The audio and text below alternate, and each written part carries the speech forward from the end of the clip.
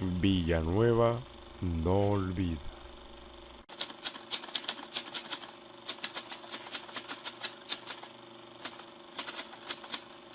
Quisiéramos resaltar la importancia histórica y cultural que tiene para nuestro municipio, recordar cada uno de esos eventos que hicieron historia en Villanueva, cuna de acordeones. Yo creo que Villanueva amerita que le hagamos su historia, ¿sabes? Que se la reconstruyamos. Como no había lavadora ni había nada de eso, con una batea de madera grande, llevaban un pote decían antes, una lata, mejor dicho, para hervir la ropa.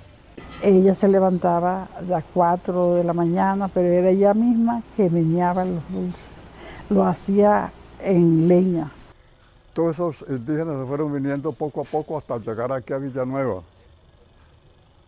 hace aproximadamente unos 12.000 años. La gente de la clase media, la clase pobre, entonces ellos se salían de los clubes y iban y se metían a la fiesta de los pobres. Porque nosotros queríamos a la persona como si fuéramos de nuestra propia familia. Aquí nuestra gente, nuestras abuelas, ellas criaban hijos ajenos, la gente se iba y dejaban los hijos y ellas criaban 2, 3, 4, hasta 5 personas que no eran nada. Las calles no eran como ahora, sino eran unos olones, pedregales. Ya las casas viejas las estamos echando atrás y estamos haciendo cosas nuevas. Entonces son cosas que uno le da dolor y uno siente la cosa, la nostalgia y la vaina de que uno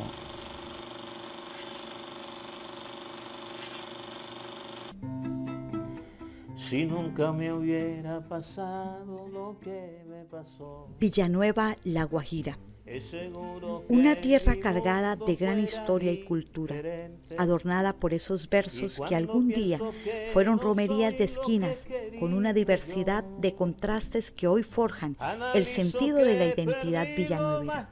Cultura que emergió desde el asentamiento de los chimilas, quizás enamorados por el coqueteo del cerro Pintádole hacia la sierra, sitio de gran riqueza ecosistémica que permitió que la catalogaran en su momento como la despensa agrícola de La Guajira, y que desencadenó una serie de eventos macondianos que forjó entre las creencias aristocráticas y malangueras la cuna de un folclor que formó la identidad cultural de toda la región, la cuna de los versos proto-vallenatos al cual se le uniría después el acordeón. Esta historia inicia así. Mañana ya no habrá un ayer de recordación. Si nunca me hubiera pasado lo que me pasó, es seguro que... Hace más de 12.000 años, un grupo de chippias vinieron de Cundinamarca por el río Magdalena en canoas y bajaron al Océano Atlántico a recoger moluscos y conchas marinas. Entonces ese grupo numeroso de mujeres y hombres se quedó, una parte de ellos se subieron a la Sierra Nevada de Santa Marta, que son los taironas, y todos esos indígenas que están en la Sierra Nevada son de origen chipcha, que vienen pero el otro grupo se quedó acá abajo porque les gustó mucho el calorcito de la tierra, había mucha fauna y lagunas para pescar. A ellos les encantaba la pesca. Y se fueron entonces poco a poco viniendo y se fueron poblando poco a poco todo ese territorio desde el río Magdalena para acá. Todos esos indígenas se fueron viniendo poco a poco hasta llegar aquí a Villanueva, hace aproximadamente unos 12.000 años. Sí. Y poblaron entonces estos pueblos, tanto de Barranca para acá, o Hato Nuevo para acá más bien, todos estos pueblos los poblaron ellos, de origen chipcha. Entonces toda esta gente por aquí son de origen chipcha, hasta mis hijos míos son de origen chipcha. Sí. Los que fundaron la villera son los itotos. Itotos y Cariachiles. Era que los itotos eran los de Villanueva. Ahí entraba Villanueva, Urumita y las aguas del Pedregal. Iba hasta cerca de La Paz, del río Pereira para acá, es Guajira. Entonces, los chimilas, sí, la palabra chimila, que este libro es, la palabra chimila es una palabra despectiva más bien que todo. Sí. Y entonces yo le pusieron la cultura chimila, llama ella, cultura chimila. Entonces, ellos juntaron todos estos pueblos, los chimilas. La iglesia, aprecie usted la iglesia como le hicieron el frente, para donde vivía el cacique Canopán. Por eso está la iglesia así sesgada, así. Pero todo eso era monte. Entonces la iglesia le hicieron lejos de Villanueva. Que vea, porque como era indio, porque tenían que ayudarse con la religión. Y llegó el bisabuelo mío, hizo la casa al pie de la iglesia y puso a toda su familia al lado de la iglesia, toda. Estuvo al lado de la iglesia, puso su hogar. Aquí habían 4 grupos indios, 4 grupos indígenas, pero casi no dejaron familia. El único fue Canopán Cabello, que lo dejaron, pusieron por el cacique. El cacique vino, el cacique estaba en la región ahí, como le estoy diciendo, ahí en el Ceibote. Esa era la vivienda del cacique Canopán, hoy por el Ceibote. Comenzó a llegar gente de Riohacha, de Valledupar, de Barrancas, ¿no? Que fue fundado primero que Villanueva. Y comenzó a llegar gente ya civilizada, ¿no? Y fueron poblando el Villanueva poco a poco.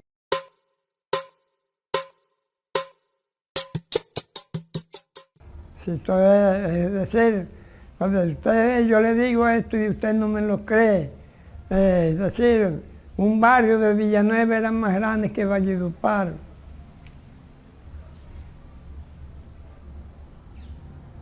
Pero usted no sabe el por qué el Valledupar no creció en esa época. Es que el valle ha tenido contratiempos, pues, con los vivientes. El cacique de Valledupar, el cacique uparense, todo el que llegaba ahí le quemaba las casas. Todo el que llegaba ahí llegaron 4 veces a inaugurar a Valledupar y no encontraban nada. El último fue Salguero, tampoco encontró nada. Esas cosas. Villanueva era un pueblo de pura piedra. Eran, es decir, las calles no eran como ahora, sino eran unos olones, pedregales, con hierbas en las calles. Villanueva en mi infancia era un pueblito pintoresco, ¿no? Con calles destapadas, polvorienta. Recuerdo que el callejón de mi casa parecía un camino real porque era torcido y lleno de piedras. Y me acuerdo que era un pueblo de gente muy buena, correctas. El compadrazgo tenía una significación muy importante para el vecindario. Era un pueblo productor, especialmente mi barrio, El Cafetal. Era la despensa agrícola del sur de La Guajira. Y recuerdo a un pueblo al lado de un río caudaloso, bellísimo, un río que era la delicia y el paraíso de nosotros, de los niños de esa época. La plaza estaba como comenzando a hacer cuando yo llegué aquí a Villanueva, y eso era toda la gente del centro vivía ahí reunida en la plaza. Los muchachos con sus novias, eso era bonito, vean, en esa época, del 48, del 49, y yo los muchachos caminando y enamorados por ahí de cuántas muchachitas. El Callejón de las Piedras, que era ese, vean. Ese de ahí para allá, eso era el Callejón de las Piedras, porque había mucha piedra. Había mucha piedra y como no, nadie cargaba un revólver, y les gustaba mucho pelear, y cuando salían de pleito los muchachos, lo que hacían era agacharse y tirar, coger una piedra y tirársela. Por eso no encontraban otra arma sino la piedra. Porque tiramos piedra. Villanueva fue fundado sobre un enorme pedregal, que lo hacía un pueblo pintoresco, distinto, ¿no? Y los muchachos cuando estábamos peleando, la primera herramienta defensiva que teníamos era agacharnos y coger una piedra. Y si cogíamos dos piedras y las sosteníamos en las manos, éramos muy peligrosos, ¿sabes? Muy peligrosos. Porque se usaba mucho la palabra te voy a estapar. Estapar significaba te voy a destapar la cabeza, ¿me entiendes? Te la voy a... Y en las peleas siempre terminaban en medio de una cantidad de piedras lanzadas al aire como proyectiles. Y no solamente eso, sino que utilizábamos las piedras para tumbar los mangos maduros en donde no podíamos subir, porque la rama era delgada y no resistía nuestro peso. Entonces utilizábamos la piedra para eso. Aprendimos a manejar la piedra con unas botellas sobre las piedras del río, y de esa manera cogíamos puntería y éramos realmente tirapiedras, tirábamos piedras. Y eso se populariza porque Rafael Escalona lo menciona en una de sus canciones. Dice, tiene que ser tirapiedra porque nació en Villanueva. Entonces, hablamos de un pueblo que fue el primero que trajo un carro por aquí, con el general Dangond. Cuando llegó el primer vehículo, llegó a prima noche a Urumita y salieron corriendo. Veían que había el diablo que había llegado. Salieron unos amanecieron allá en el monte. Porque las carreteras eran destapadas y tenían mucho hueco y mucho cascajo. Y en época de invierno era igual que en época de verano. En el verano porque levantaba mucho polvo y porque el cascajo no lo dejaba ir menos de 10, de 20, de 20 más o menos, en 20 se mantenía. Y en invierno se hacían unas charcas muy grandes, ¿no? Y el bus caía y entonces era muy dispendioso para nosotros. La lavandera era, como no había lavadora ni había nada de eso, con una batea de madera grande. Llevaban un pote decían antes, una lata, mejor dicho, para hervir la ropa. Hacían un fogón allá y llevaban un peladito atrás que le llevara la lata y la vieja con el botón de ropa arriba, en la cabeza. Entonces quemaban la tusa, las cogían las tuzas, las quemaban, era por cepillo. Eso era lo que le daba, lo que blanqueaba la ropa, con jabón de potasa, jabón hecho aquí en Villanueva, de potasa o jabón de monte que le decían. Entonces ellas estaban allá con una vestimenta especial para lavar. Y esa era una que yo traía ahí, era en sarta, bochinchando, lavando y bochinchando todo lo que pasaba aquí en el pueblo. Ve, fulana, tú no sabes qué pasó esto, que el alcalde no sé quién, que la señora fulana hizo esto, que fulanita está preñada, qué tal. Ese era un solo bochinche, la lavadora todo el tiempo dándole. La sociedad era por un lado y uno por acá. Uno también se vestía bien. La fiesta de la gente de plata, bueno, buenísima. Y las de uno también iban a media. Era de gente grande. Figúrese que la gente del centro, de aquí de Villanueva, no aceptaban que la gente del cafetal, la gente del pueblo, así, que uno fuera a la... se asomaba uno a los bailes que ellos hacían, como decían uno, los blanquitos, copeticos de oro, y uno se asomaba en las ventanas. Pero aquí todos sí la gente se asomaba y a veces no las aceptaban que se asomaban a la ventana, que paraban en la ventana, por tanta categoría que había.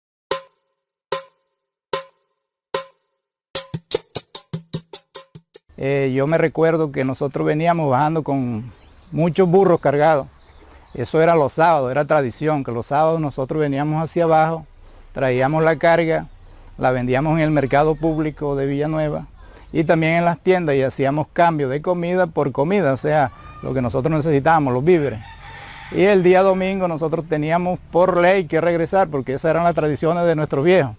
Veníamos sábado, hacíamos las compras y el domingo íbamos para arriba otra vez, porque allá estaba toda la familia. Ver a un muchacho pasar montado sobre una mula con 2 calambucos de leche, o con 2 cantinas o tinas, como le quieran decir, de leche de ambos lados, o ver llegar a mi papá montado sobre un burro, de un lado el bojote de paja y del otro lado el bojote de leña, y él con las piernas cruzadas sobre el cuello del burro, y llegaba así con esa pinta campesina que para mí es un símbolo bellísimo. Antes estamos al frente de una serranía que era la despensa alimentaria de todos estos pueblos, y ahí se cultivaba desde el ajo hasta la papa, porque hay todos los pisos térmicos para hacer eso. De allá se traía, cada quien de manera artesanal cultivaba sus 5 hectáreas, sus 10 hectáreas de maíz, de yuca, y ese era el maíz que se pilaba y se hacía sin echarle veneno, de todo, de manera natural. Entonces, y también se producía de otros productos. Ahora no, ahora se ha cambiado.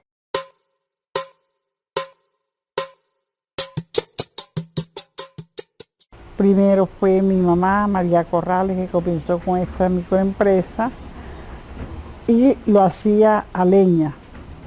Mi mamá comenzó haciendo los dulces de filo, de leche, de coco con leche, que era la materia prima que se bebía, de papaya, pero lo hacían era de tajadita, como el caballito.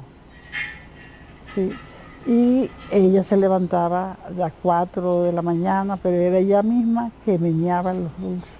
Lo hacía en leña. Tenemos todavía, recuerdo, un caldero que tenemos allá donde ella hacía los dulces. Por eso es que está simbólicamente el fogón allá con leña y el caldero donde ella los hacía. Toda la materia prima, la mayoría lo trae de la sierra, lo que es la toronja, el filo, los arracaches, todo lo traen de la sierra.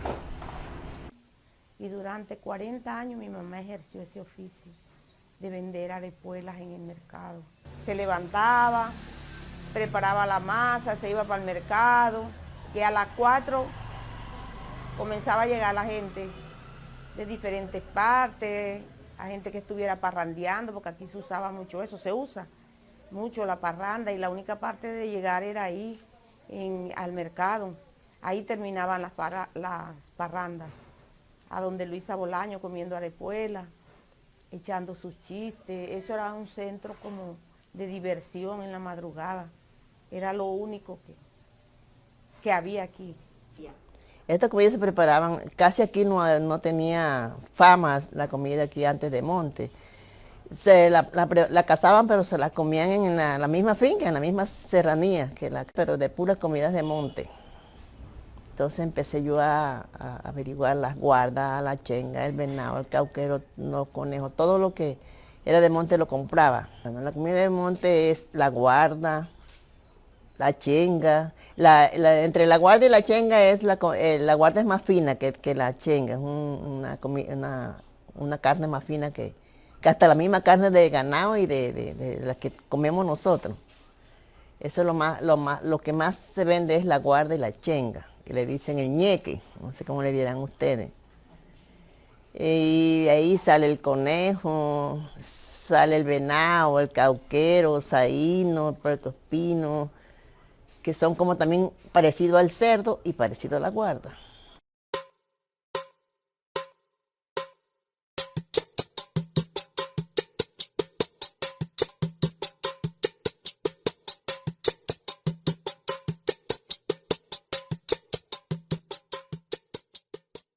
Aquí tenemos una de las casas emblemáticas que ya por casualidad no existen. Pero esta fue una casita que se llamó la Barbería Central, que era del señor Francisco Peláez. Él era indio, él era guayú, pero toda su vida vivió aquí, su familia se casó, tuvo sus hijos y todas esas cosas, pero la profesión de él era peluquero, y en esa casa se reunía toda la prole de Villanueva, la gente, los viejos, los jóvenes, las mujeres, llegaban a esa peluquería y comentaban los sucesos diarios que sucedían en Villanueva, y eso era una tertulia diaria que se veía en esa peluquería, y de ahí salían, como dice uno vulgarmente, todos los bochinches del pueblo. Todos los villanueveros conocemos esta casa como el Palomar. Esta es la casa que era de uno de los turcos que llegaron a Villanueva, de Calín, la señora Luisa Abid. Entonces, el Palomar es una casa muy vieja, una de las primeras casas que tuvo acá el pueblo de Villanueva, que era uno de los turcos. Está en la calle de los turcos, la calle del comercio que le decía uno antes. Entonces, esa casa, como ustedes la ven, si alcanzan a verla, es un emblema para nuestro pueblo y para todos nosotros, para todos los villanueveros. La iglesia de Villanueva, que fue construida cuando se fundó el pueblo, hace como 300, 400 años. Está el Palacio Municipal, que es nuevo, pero dice uno que es nuevo, pero mi abuela, la vieja Minta Correa, pues cuando yo estaba muchacho me contaba que en la esquina de Rueda, o sea, donde estaba el teatro, que fue el primer teatro de Villanueva, que lo trajo Luis Evelio Rueda Gómez, creo que era apellido. Luis Evelio Rueda Gómez, o Fajardo, o Gómez. Él era santandereano, él fue el primero que trajo un teatro aquí a Villanueva, y fue uno de los primeros gestores culturales de acá, de este pueblo, a pesar de que era foráneo, era cachaco, era muy buena gente. Y pues en esa casa de Rueda, él era dueño de la esquina y era dueño de la otra esquina. En una esquina quedaba el billar, en la otra esquina quedaba el teatro. Después hizo la caseta internacional María Eugenia, que le puso, donde llegaban los artistas a tocar, como Alfredo Gutiérrez, los corraleros de Majagual. Yo me acuerdo, estaba yo muchachito. Yo no era casetero, ni bebía, ni nada, pero sí me acuerdo de eso. El Chongo Rivera fue uno de los artistas que él promocionó bastante. Jesualdo Bolaños, Bolañito, Egidio Cuadrado, actual acordeonista de Carlos Vives. Israel Romero hizo sus primeros pininos en la caseta María Eugenia, el Chicho Valle, Pangue Maestre, todos los artistas villanueveros pasaron por esa caseta.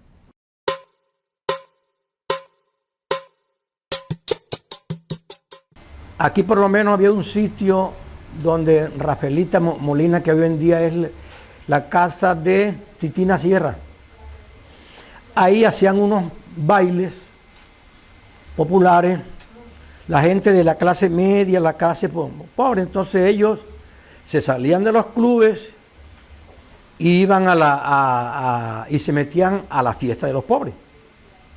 Los capuchones, aquí en Villanueva existía la caseta María Eugenia del viejo Rueda, un señor que vino de por allá de los Santanderes.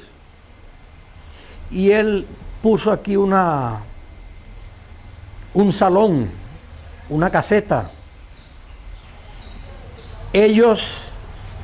La mujer se ponía el capuchón, una máscara, para que el hombre no la identificara, y entraban a bailar, entraban a los bailes encapuchada, sin saber, a veces podía ser hasta la mujer de uno de los señores que estaba bailando para darse cuenta con quién estaba. Y entonces ahí nace, en Villanueva nacen los capuchones, sitio donde lo bailaban, en la caseta La Sevillana del viejo Rueda. Ahí era donde había un salón, en esa época tocaba el viejo Emiliano, después tocaba el Chongo Rivera, que fue un personaje importante de la música aquí, donde se cogió fuerza con lo de los capuchones. En aquí fue donde la fundaron, la Parranda Blanca. Eran como 70 hombres, jóvenes, que ya hoy en día faltan mucho, ya se han muerto. Pero recuerdo que ese era un portón que lo tenía ahí, por los hitos del portón entraba todo el que iba y de una vez derecho para allá. Y había un portero ahí, que el que tuviera alguna cosita en la ropa, que no fuera blanco, porque no podían tener, sino todo era blanco, blanco, blanco, blanco. No aceptaban ni un fajón negro, no aceptaban unos zapatos negros, nada, todo tenía que ser blanco, porque era la Parranda Blanca. De eso yo no recuerdo así ese personal, pero sí estaba Ponchito Cote, Beto Barro, Yuyo Bula, que es Julio Guillermo Bula, hijo mío, el Camarón, Álvaro Rodríguez, Hernando Marín, unos venían bien elegantes, con chaqueta, vestido entero, camisas manga larga, pero como tú sabes que este es un pueblo de tierra caliente, pero que quería venir bien pinchado, entraban así. Entonces aquí en Villanueva se hacían salones. Salones eran en una casa, un patio, y ahí entraban mujeres y hombres. De todas maneras entraba todo el que quería ir a bailar, entraban los capuchones. Las mujeres encapuchadas para coger al hombre con otra mujer allá, o bien el hombre guindarlas a ellas por las greñas cuando las conocían y sacarlas de la caseta. El sábado de carnaval de 1929 estaban bailando, estaba tocando la banda de la Fernandina, que la dirigía el maestro Manuel Fernández Frías, mi abuelito. El baile estaba con mechones, porque no había luz. El viejo Víctor era un señor muy enamorado. Cogía una dama, cogía la otra y se puso a bailar. Y en la madrugada, bailando con la Fernandina que era una banda. El abuelo mío, Manuel Fernández Frías, él hizo muchas bandas en esa época, en el año 1925. Ellos eran los que tocaban las fiestas de viento aquí en Villanueva. Estaba tocando la Fernandina, el viejo Víctor Manuel, el viejo Víctor Dangón Celedón, que fue muchas veces alcalde aquí en Villanueva, un personaje de la cultura, bailando con una dama con mechones. Alguien vago cogió y tiró la piedra y le pegó en la pierna. Y entonces él siguió, al son de la música, siguió bailando, manco.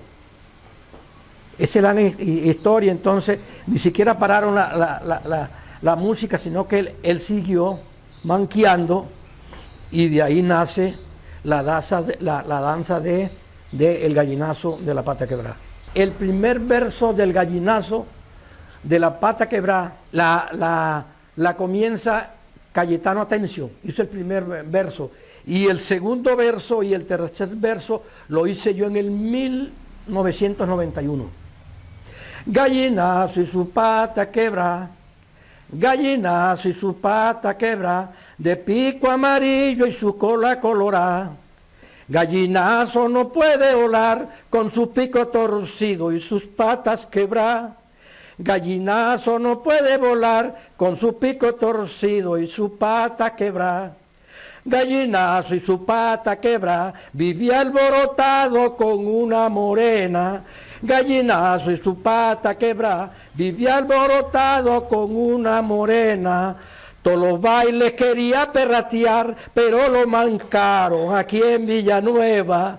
Todos los bailes quería perratear, pero lo mancaron aquí en Villanueva. Gallinazo y su pata quebrada, gallinazo y su pata quebrada, tan tan.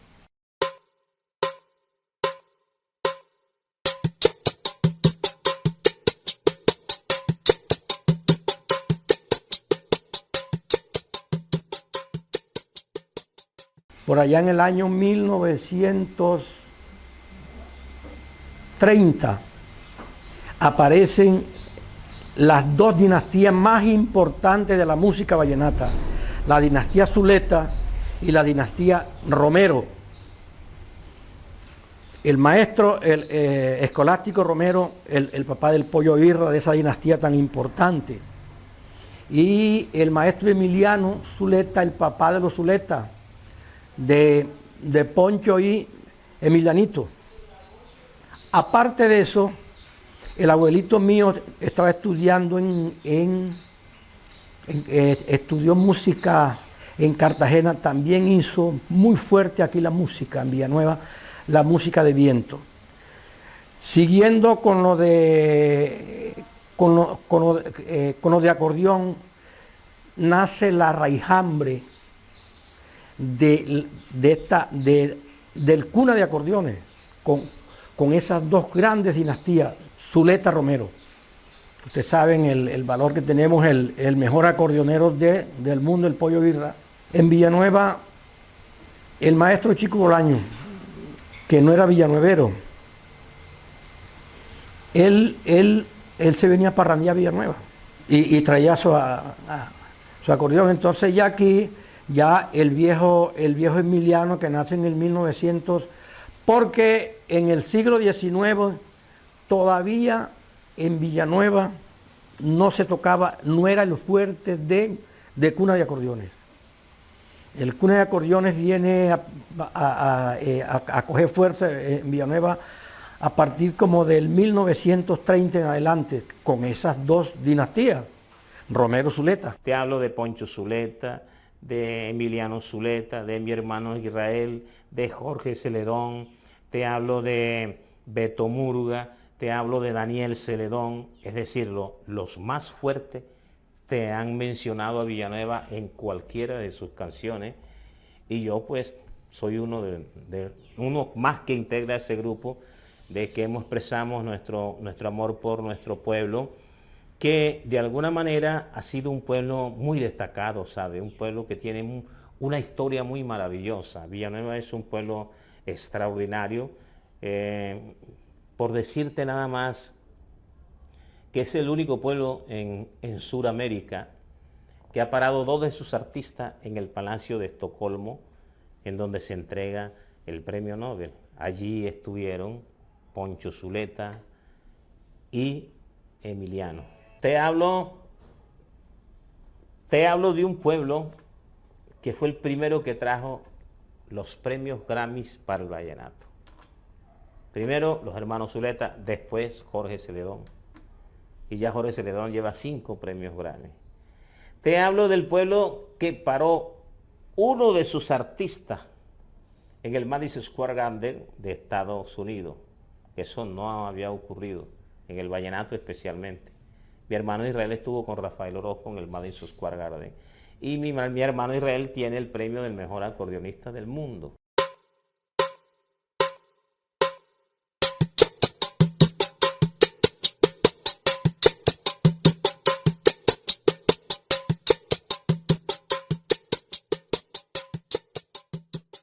Sí, la época marimbera yo pienso que fue lo peor que llegó a Colombia y Villanueva pues no fue la excepción. Villanueva fue rica en todo hasta que no llegó ese bendito cultivo, porque la gente dejó de cultivar la comida, el café y todos los productos por dedicarse a un cultivo ilícito que daba mucho más dividendos. Entonces hubieron muchas afectaciones en el medio ambiente, deforestaron para sembrar marihuana. Y la gente venía de otras partes porque aquí había mucha tierra vacía y venían, hacían grandes tumbas de montaña y sacaban sus cultivos y se iban. Y eso pues nos dejó, en la parte social nos dejó totalmente mal, hubieron muertes, la marihuana da de todo, gente viciosa. Y entonces eso fue un flagelo donde salió muy afectada Villanueva. Villanueva fue rica en todo hasta que no llegó ese bendito cultivo. Cuando llegó ese bendito cultivo se dañaron las cosas. Y luego de ahí para ahí nos acompañó la época de la violencia, de la guerrilla. En esa época también entró la guerrilla. En el 80 empezamos a tener la guerrilla y empezaron a haber los desplazamientos hacia el pueblo y la zona fue quedando muy sola.